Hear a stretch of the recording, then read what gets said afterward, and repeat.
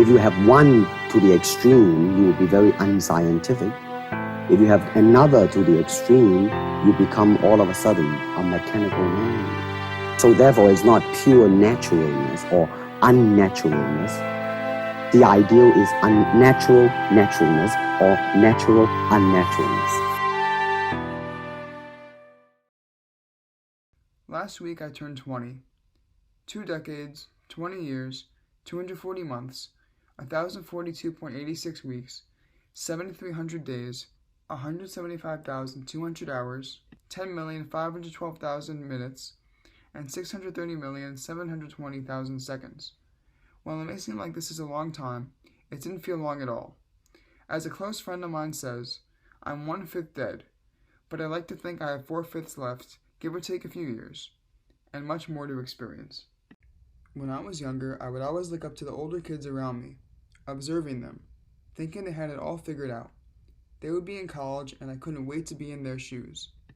Now I'm in college, and I can confidently say that it's not something to look forward to or look up to.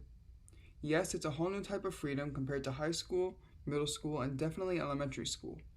What I've realized is that whatever stage we're in the present is a stage in which we wish we were in a different stage.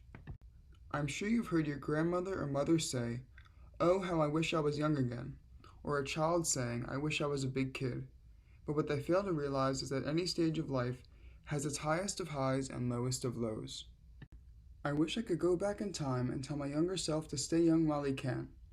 Life was so simple when I was younger, and I would tell myself to stop looking up to these older people around him. I would also tell him we're going to have a pandemic in about a decade, but nevertheless, no one has life figured out. Looking back at my 20 years on Earth, my memories mostly consist of happy moments, ones that I should have taken in more than I did. I remember sitting on my living room floor, watching Osmosis Jones, not even knowing what osmosis was. I still don't really. But I look back at moments like these fondly, wishing I could go back for a short time. As a child, we don't realize these may be the simplest and most impactful times of our lives.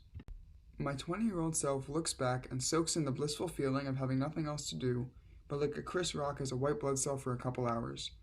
The charm of a child is their innocence and wonder about the world. As an adult, we lose this wonder, this inquisitiveness that causes us to ask about the simplest of things, ones that may seem obvious to the adult being asked these questions. What makes kids' imaginations so wonderful is that they constantly want to learn about the world they were thrust into. But once these kids become adults, they become indifferent to the simple things that once made them smile from ear to ear.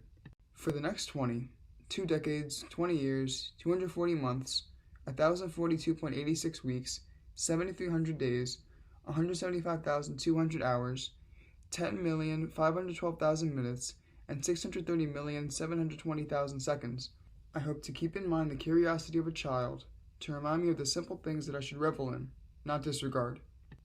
I'm making it a point to set goals for myself every year, and at the end of the next 20 years, I will have accomplished these goals I've set for myself, while having enjoyed the small things, the indifferent things, the things no one seems to notice.